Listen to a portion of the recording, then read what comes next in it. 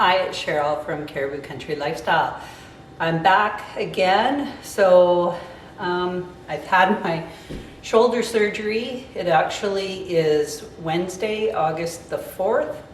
I had my shoulder surgery on Friday, July the 30th.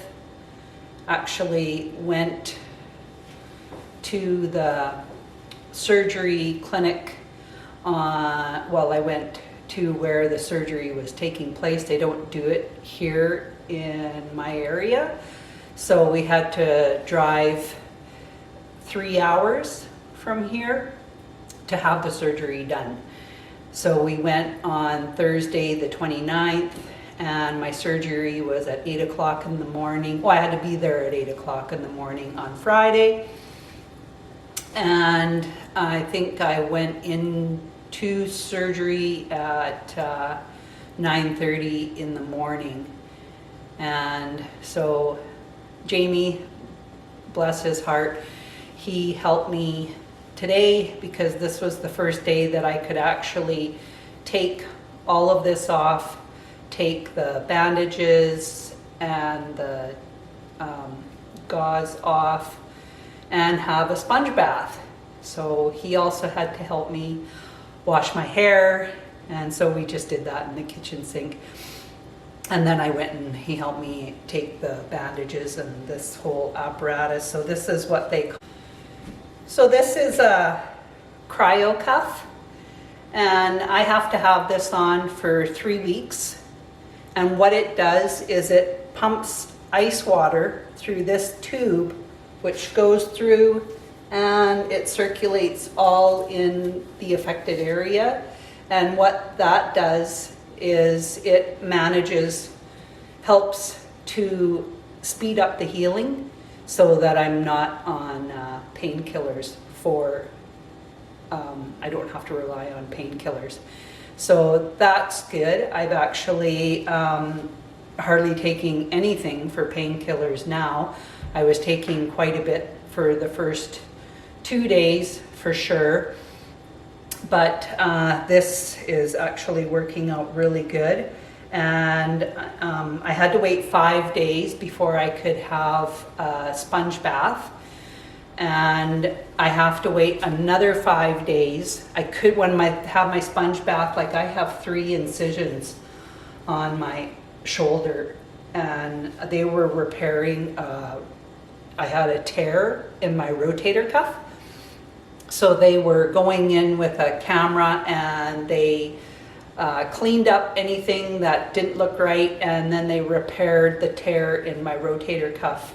So I go back to them in 3 weeks. So on August the 18th, I will go back and he will do an assessment, and that's when I will be able to I should be able to not have this on after that. I just rented this, I didn't purchase it. And so then I will take it back to where I got it, and then I will hopefully be starting physiotherapy. So this is actually not what the video is about, but I just wanted to do a continuing video of my fruit fly trap that I did. So I did a little video clip of the fruit flies that were in with the banana, and I just emptied it out this morning, and I probably had about 20 fruit flies in here. So I am going to do the same thing again and set it up again, because I mean, now that they're here, I'm pretty much going to be having this set up ongoing to be able to get as many fruit flies as I can throughout the rest of this summer. I'm just, so I've got my jar, I put my piece of banana in. I'm going to reuse my bag just because I'm limited on what I can do with this arm. It is not too bad, but it is not great. So hopefully I can get this ring on without too much trouble. Seems to be going on good. I just have to straighten out my baggie a little bit. It's got some creases in it. There we go. So I have my banana in there. My holes are still the same. Like I said, the holes are a perfect size with the pencil that they can get in, but they can't get out. I did take this outside, like I was saying that you should do. Take it outside, because once you take the lid off, the fruit flies, they're still flying around like they are alive. I think there was only 2 in the very bottom that weren't alive, but the rest were all alive. So I opened it up outside, dumped that chunk of banana into my compost, and made sure that all the fruit flies were out of the jar. And then I brought it in the house, rinsed it out really well with hot water, dried it, and I will start again. So thank you so much for joining me again for my little sequel of my fruit fly trap. And hopefully I'll be able to be out in the garden.